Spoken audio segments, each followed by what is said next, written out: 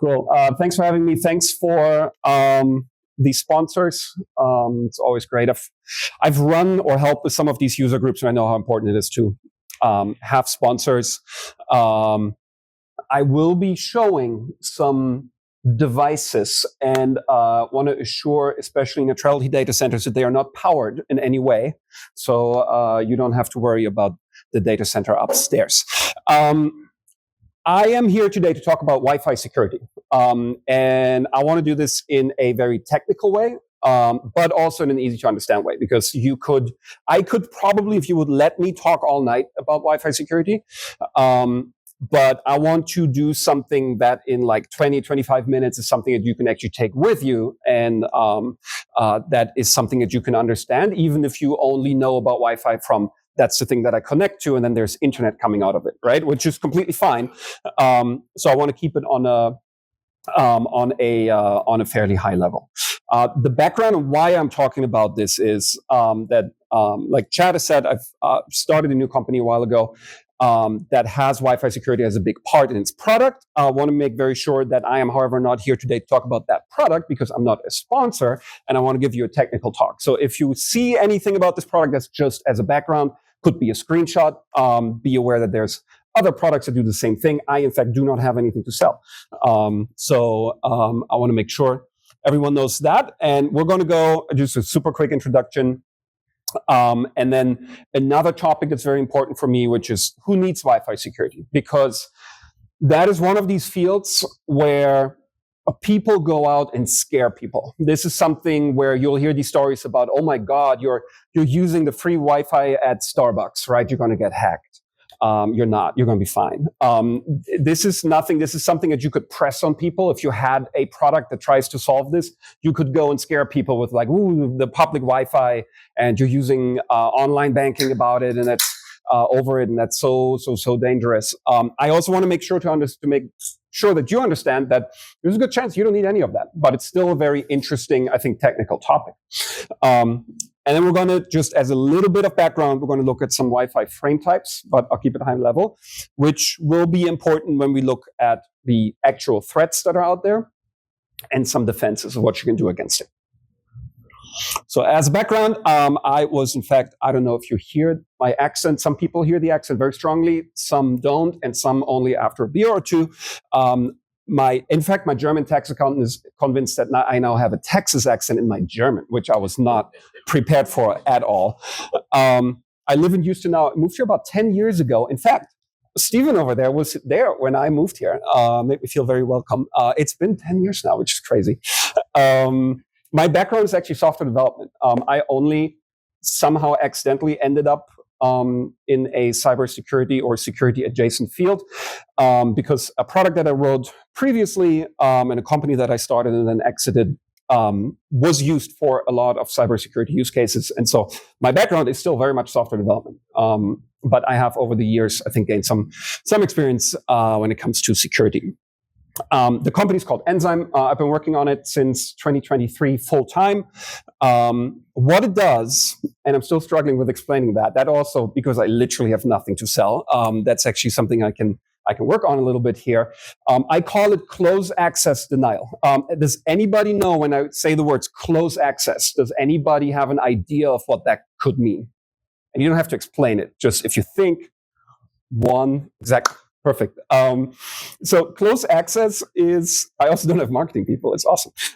Close access is basically if you are a target that is valuable enough to someone that after more traditional methods of trying to get to the data they're trying to steal or the systems they're trying to shut down or disrupt, if you're so important that after traditional methods like phishing, certain exploitation, drive-by attacks, all of these things, when those fail to work, if you're important enough that they show up in person, that would be a close access operation. We're going to talk about that a little more in a little bit. Close access denial, obviously trying to keep people from doing that, creating denied environments in which you cannot do that. Currently in alpha, it's open source. And so you can go and download it and play around with it. If you want to follow me, I have left most of social media over the last few months, you can find me actually on LinkedIn, which is incredible to say. You can go to the website, you can send me an email. We also have a Discord server you can join. There's plenty of ways to reach me. I'll also be hanging around here later for sure. So, who needs Wi-Fi security? I think it's really important to say that not everyone needs Wi-Fi security. Beyond what your router at home already offers. I can tell you that the defaults that AT&T or any other router today ships with, if that's the Wi-Fi that you're using, you're probably fine. In fact, I am not concerned about my parents' Wi-Fi. They run it with the defaults. You're probably okay.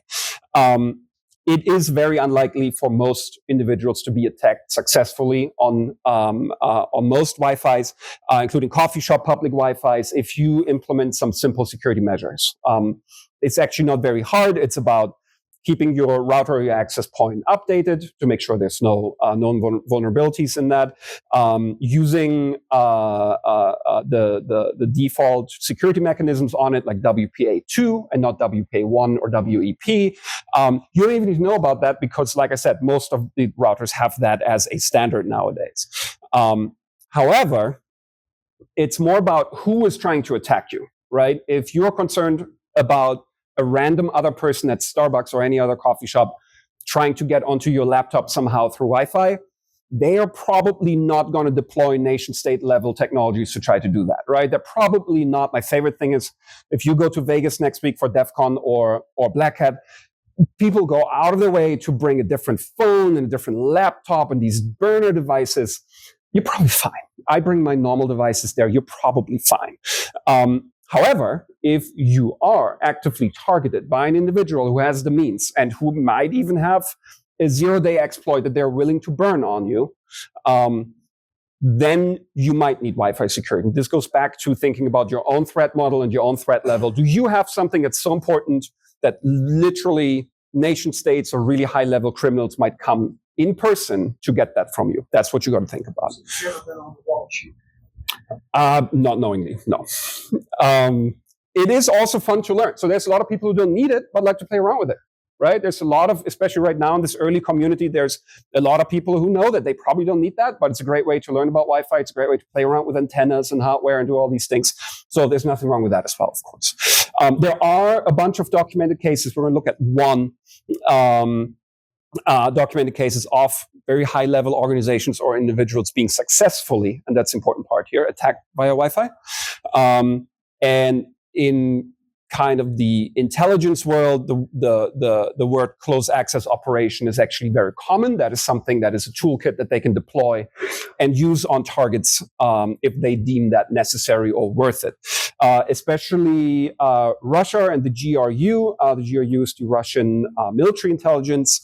There's a very nicely documented case because they have been indicted by the U.S. Who was it? I think it was the Justice Ministry, I want to say. They have a very, very long, detailed indictment about their activities and how they try to get into the OPCW, which is the Organization for the Prevention of Chemical Weapons here in Europe, as well as the Olympic Anti-Doping Committee and certain other anti-doping organizations. That was because the Russians were banned from the Olympic Games because of doping, which they said they didn't. So they went and tried and successfully hacked into those systems to find out what they knew about the doping they didn't do officially, right? That actually happened in hotels. They went to these to the cities where these meetings were held and attacked them through hotel Wi-Fi. That was, in fact, one of these cases. But again, only them, not every guest to steal their Facebook account, but those very, very targeted individuals. And I think overall, I am going to just assume that none of you are running any sort of specialized or dedicated Wi-Fi security system in your environments, at home, in the office, anywhere where you might want to protect data. And I think that's probably fine. I don't know. There's certainly some industrial critical infrastructure environments where this might be different. But I think overall, the risk of a Wi-Fi breach is being perceived as low. So the risk of this happening is perceived as low, which I agree with, especially when you compare that to the cost and effort of defending against them. There are some companies out there that do this, they will charge a lot of money and deploy a lot of weird equipment to try to protect you from that. And so, of course, if we have any sort of budget authority, right, we're making this decision. Am I going to spend that much money against a threat that I perceive as unlikely? My view is we should probably dump or reduce the cost on that and make that equation work out. So that is a close access operation in progress. These screenshots are from a presentation from the Dutch Ministry of Defense. That is a close access team from the Russian GRU. They are on their way to rent a car and a hotel room that is adjacent to the OPCW, which is the Organization for the Prevention of Chemical Weapons. Similar to this doping case that they denied, they also denied being involved in chemical weapons use in Syria. So because they were not involved, they were very interested in what that international organization knew about their use of chemical weapons in Syria. So they tried to break into the Wi-Fi of that organization. They rented a hotel room that was facing the building, and then they also rented a car, and they put a bunch of equipment into the trunk of that car and just backed it up against the wall of that building and tried to use this remotely. They got busted in the act by the Dutch military intelligence, which is very interesting. It's unclear if they had been followed from the beginning or if this was something that was actively monitored in that environment. But the Dutch are very, very good at this. Okay, so just a little bit of background of like how this is happening in the world. Okay, we have Wi-Fi management frame types. This can be a little intimidating, but I'll keep it very high level. So frames in Wi-Fi are similar to, I would say, packets in Ethernet. Okay, the information that is being exchanged between your phone, your laptop, anything on Wi-Fi with an access point somewhere here in the ceiling, it's broken down into frames because these frames can be interchanged and deconflicted and all of that good stuff. So it's broken down pieces of information. There are a few higher classes of these frames. One of them is a management frame type. There's 3 more, I want to say, that are not relevant to us. It's data and control frame types. Those are the actual data you're exchanging and then control to make sure that there's no collisions in there. The management frame types are the ones that are the most important from a security perspective. So let's say you're looking at your phone and you go to the Wi-Fi menu and it shows you all the networks in range. Has anyone ever thought about how does it know which networks are in range, right? Does it go out and scan this somehow? Is it listening for something? It is in fact listening for the beacon management frame type. So I am going to guess that there is an access point somewhere in the ceiling. This access point right now is multiple times a second sending out a beacon frame, which means I am an access point. I'm serving the following networks with the following security settings, and this is the name of it. And that's just being recorded by your phone. And now your phone knows there's an access point, that's its hardware address, and that's the network it serves. I'm going to assume it is neutrality guest, okay? It also picks up the other access points in the other rooms, across the street, from a car, maybe a mobile hotspot. That's how it builds this list.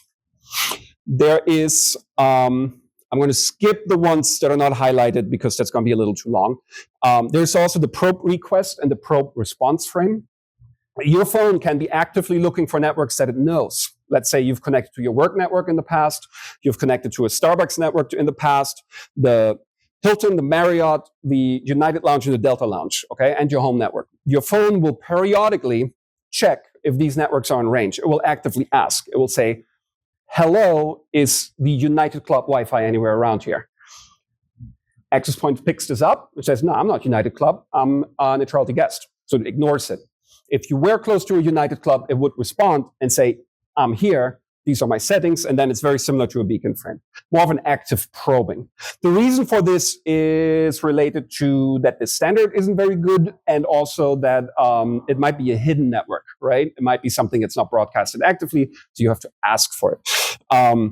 This is, of course, a privacy concern because your phones are telling me what you usually connect to. Kind of an issue. And then there's also the disassociation and deauthentication frames. Those are, let's say I'm walking down that hallway and I'm starting to lose a good signal from this access point here in the ceiling. I'm starting to get a better signal from an access point somewhere over there. Now, the access point can actively de-authenticate or disassociate me and say, hey, you're leaving. I'm just going to let you go. By the way, you're disconnected now. Or my phone can see I'm getting closer to another one that's serving the same network, tells this one, hey, I'm leaving. I'm connecting to that one. It's like roaming almost. The problem with all of these frames is that they're entirely unauthenticated and unencrypted, because they have to be, right? Because how would you read encrypted data from an access point you've never known before without pre-exchanging some sort of a certificate or a private key, public key, anything? So these things are unauthenticated. So you can just read these. That is the case for all of these management frames in, I'm going to say, 99% of the environments out there. There is a way to encrypt them, but most hardware doesn't support it, and it's kind of a pain to do also. So what this also means is that you can spoof these, right? Nothing keeps me from recording the beacon frame from that access point and using a device like this one, for example, the spiky thing, that will record that and perfectly duplicate it. Okay? Sorry? That is a Wi-Fi Pineapple. Costs about $120. You get it online. You'll have it before you go to Vegas. So it's purpose-built for this. This will now perfectly emulate that access point. If this one happens to have a stronger signal strength than that one, I can almost guarantee you that a bunch of your devices are going to start to connect to this one. So now I'm sitting in the middle of all your communication. Okay? For probe requests, probe response frames, for the probe requests, I can build a fingerprint of you. I can go and I can take a network that looks like it's your home network. I can take that name and I can enter it into a website called wiggle.net, which has a lot of these, or almost all of these networks recorded with a geolocation. So I can now enter that and I can see where your home network is on a map. I can see where your work network is. I can see that you are a Hilton Honors member and not a Marriott member. So maybe that's a possible attack vector somewhere, okay? And because it's almost guaranteed to be a very unique combination, I can start to fingerprint you as well.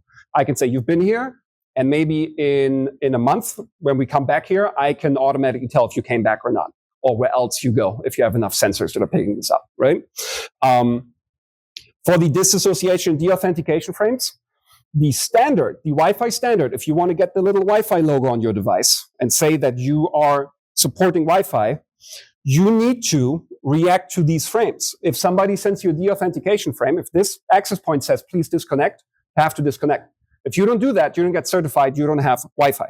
Okay, so your phone's going to do that, your laptop's going to do that, virtually everything's going to do that, which is unencrypted, so I can spoof it. I could tell from here with either this device or, if I find it, this device that is called a flipper, or if I want to go extremely stealthy, it's so small I might not find it, which is kind of a problem. Here, with the black part in the center, which is a embedded Wi-Fi chip. All the stuff around is just to make it easy to use if you don't want to solder yourself. So with that little black part here in the middle, I can do that as well. And I could just go and I could just deauthenticate all of you. And now no one has Wi-Fi. There's nothing you can do against it. Okay? Another problem. Not great. That is the classic. If you ever see these anywhere, it's a little sketchy. I want to say there's virtually no reason anymore to have these for a legitimate use case. That is a USB Wi-Fi adapter that supports what's called monitor mode and frame injection, which means that all of these attack tools, if you want to do it from your laptop, where you might have a little more control than from these little things, they will let you inject any sort of data into the frames, basically. And they also have a pretty wide range, usually. They're very sensitive. You can put a directional antenna on it, like a Yagi antenna, and point it at your target across the street. Bunch of stuff that you can do. And here's the problem. You see, this is like $80. And you can get them for cheaper. You can get them for $15 and put a bunch of these on your computer. So I want to go through a few of these threats. I've touched on a few of these already. I think if anyone has ever looked at Wi-Fi security, this is probably the first that comes up. I would usually say it's questionable how much you can do with that anymore. Man in the middle. I use the Wi-Fi Pineapple. This is going to be USB connected to my laptop. It will make your phones connect to this one with spoofed frames, and then make the internet accessible through my laptop. So I'm sitting in the middle of all of your communication, right? That is something that someone could very easily execute in a Starbucks hotel lobby right here if they wanted, right? I will say that this is not on top of my list of worries, because you have to assume someone sits in the middle of your communication anyways, which they do. Your ISP is sitting in the middle of your communication. There's probably Cloudflare sitting in the middle of your communication for a lot of things. So you have to secure and you have to encrypt your communication anyways. That's why I'm not concerned about anyone using online banking at Starbucks. I do that all the time because that's already TLS encrypted. If you somehow get this going through your laptop, I don't care. It's encrypted, right? So that is something you have to solve against anyways with what I would consider very basic IT hygiene. If you are unsure of what is actually running on your laptop and if there's anything that might not be encrypted, that is one of the very few use cases for a VPN for security, I think, because that will just tunnel everything and encrypt everything. So that is probably the one that a lot of people do, and they get excited about. Oh my God, I got like 20 phones connected to my rogue access point. I'm a hacker, but now what, right? You maybe do some DNS stuff, but even that, if you look at how iPhones, for example, are tunneling everything already by default, less and less critical, I would say, but still something to be aware of. There's, of course, also social engineering involved in this. So I could go, let's say I'm going to take neutrality as an example. I'm not saying they have an issue with this. Let's say there's neutrality guest and there's neutrality corp, right? Everyone in sales and marketing is connected to neutrality corp. You go, take this thing, disconnect them all from that network. Their internet doesn't work anymore. They don't know what to do. You use this one and spin up a fake network that you call Neutrality Corp New, right? And they will just, because they need to get work done, they will probably just connect to that one. There's a lot of, because you don't physically plug a cable into a wall, it's kind of, you don't actually know what you're connecting to usually, right? There's ways to solve this with modern Wi-Fi and using radius and authentication to actually authenticate to a network properly. Whole different story. I'm not going to touch on that tonight. That's a screenshot from Enzyme. That's just network monitoring. I think that's very hard to read with this resolution. It's basically confirming that there are none of these devices around, either through fingerprinting, knowing what frames from this device look like, telling you there's one in the vicinity, and then also constantly confirming that the network configuration that you see is the one that you should expect. And it's also looking at some. There you go. It's looking at some physical signal characteristics, because one thing that will be almost impossible to spoof properly is this thing sitting in my backpack, and this is the legitimate access point. Even if you perfectly spoof, and that's also hard to do, perfectly spoof that access point, the signal characteristics at my sensor are going to be different, right? They're going to come from a different direction. They're going to have a different frequency, as in how often the frames are coming. And they're also going to have a very different signal strength. There's also going to be different reflections. This one is going to reflect most likely off the floor and bounces this way. This one's going to be all over the place. So there's ways how you can also physically detect and locate where these devices are. The second one, that one, also not super concerned about. Eavesdropping. If you sit in the middle of a network, you can read what the people are doing. You don't even need to maliciously redirect anything. Maybe you pick up, I don't know, maybe someone forgot to encrypt their email SMTP IMAP. I think that's almost impossible today, to be honest. Pick up something that might be interesting. Maybe pick up some DNS queries. Not super concerned about. Again, goes back to encrypting all traffic on an application layer. That's what you got to do anyways. So also not a crazy threat in my eyes. This one is something that's often overlooked. Now it's getting a little more concerning. And I also think that is what closed access teams are usually after. Pivoting to another network. Again, I'm getting into neutrality guest somehow. Okay, in this way, because the password's on the wall, which is, again, fine. That's what a guest network is for, right?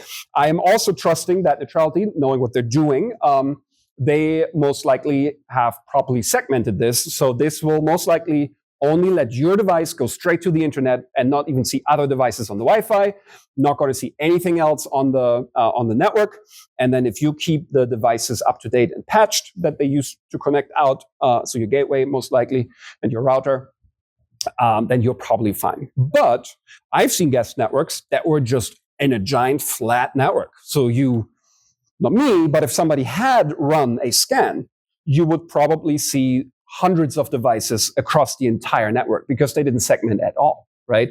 So is there a way to pivot? Is there a vulnerability in a router or gateway switch to use this, to use a guest network, use an open network to break into other parts of networks that are more critical and then establish some sort of persistence there? That is something you always have to consider. And for that, people just need to be close enough, right? Could be someone in the parking lot across the street. They'll have all the time in the world. And most likely your guest network is not that well monitored.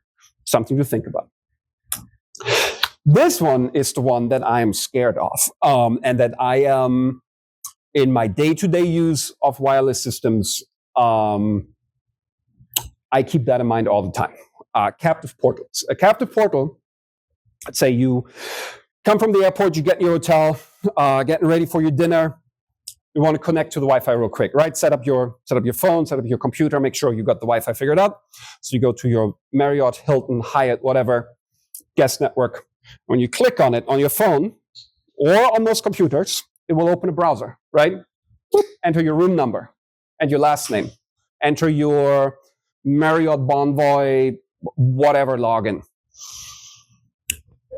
That is coming from the access point. That is being served by the Wi-Fi infrastructure. It's coming from somewhere else, but it's coming out of the Wi-Fi infrastructure.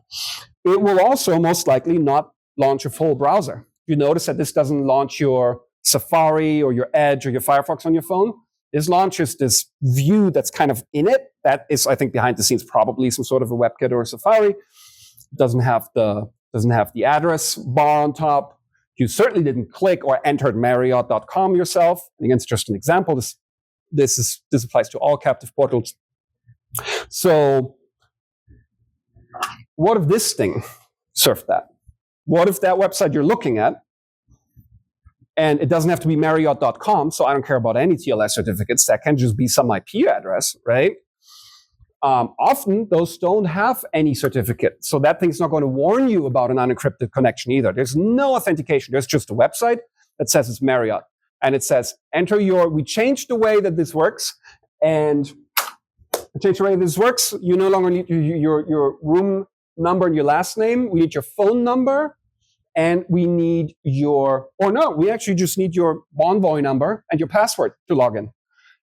I would enter that, right? You would enter that, and you just go like, oh yeah, this is my 119, blah, blah, blah, blah, blah. Here's my password. Read it from your password manager. That's clearly a website. And that just goes here. That never went to Marriott. And then I give you internet. So now I have your username and your password.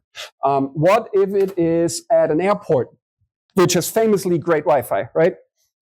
And you connect to the free Wi-Fi and it's just slow. Or it's like, I think Heathrow does this horrible thing where you got to watch 2 minutes of ads or some horrible thing. You're like, I'm not going to do that. So maybe someone spins up a new Wi-Fi that's just called free Wi-Fi. And you really just want Wi-Fi. Connect to that one, but it says it's free Wi-Fi, but only if you log in with your Facebook account or your Google account or your Office 365 account. And it won't autofill, but you're tired, you just want your Wi-Fi, right? That's just a form that goes to my server. That I'm scared of. And then there are also, it's here on the right, Wi-Fi Fisher is a tool that comes out of the box, and you literally spin it up, and you're going to get that login page. Okay? You can put your own little HTML, your own CSS, your own template in there, do whatever you want. Maybe this asks, if this is targeted, maybe this asks for your employee ID or something. Maybe this asks a question that only you can know, but that also an attacker might be very interested in. Maybe they want you to enter a lock combination because only you can know this, right? To get into some door somewhere, to some side door. And maybe you know that. There's so many things that you can do, and then you just give them internet so they have no suspicion. They're like, oh, great, that worked, right? This one here, so this one, I hate this so much. This one is looking at your user agent to find out if you connected with an iPhone, Android, Windows, or an Apple device, an OS X. And then it will show you this, which looks like the system dialog of the Wi-Fi connection didn't work. That's HTML and JavaScript. That's coming from the website you're looking at.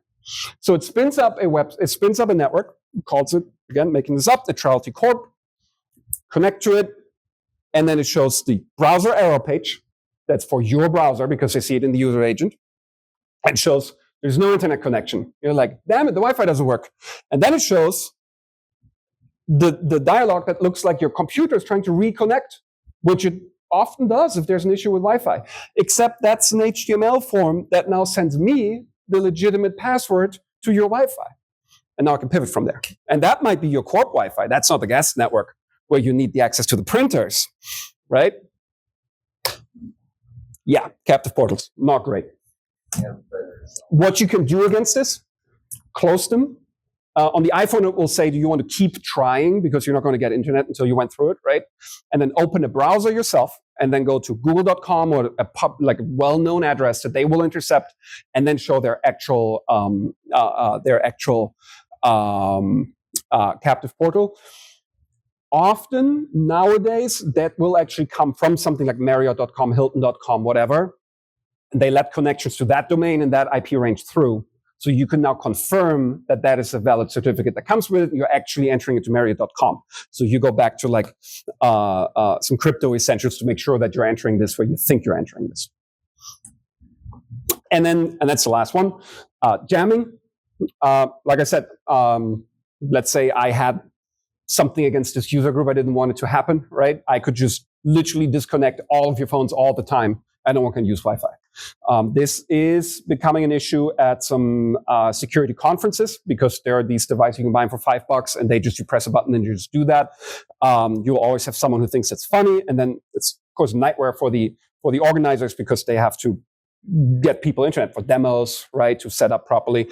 I have heard recently when I talked to a user that that is becoming an issue more and more in schools where maybe someone doesn't want to test an exam that day, doesn't want to take that day. So how about no one gets any internet today? And they're really hard to find because they're this tiny. They could be anywhere. And until you find it, there's not going to be any internet and no Wi-Fi. That's my very high level overview. Like I said, I could talk about this for hours. This can go deeper and deeper and deeper and deeper. I just wanted to kind of give you a brief overview of Wi-Fi security and what to think about. I think especially keep the captive portals in mind. Keep in mind how small these things are. And the jamming, definitely something you should know about. And then, of course, the network segmentation. A lot of this goes back to very simple cyber hygiene that I hope you're already doing. But maybe this can give you a few more hints about how Wi-Fi applies to this. I do much, much more than Wi-Fi. I'm working actually on a detection of GPS jamming right now. Figuring out if something new is plugged into Ethernet, some more on a whole level of what if somebody shows up in person, right? There's physical trip sensors, there's all sorts of stuff. But this was my little introduction into Wi-Fi. I just wanted to show you that is a early test model of an outdoor sensor that looks for these attack patterns and these things that you should know about. This just came back from an outdoor test. It's a little grimy. But there's also these here. I just want to show you what they look like so you get an idea.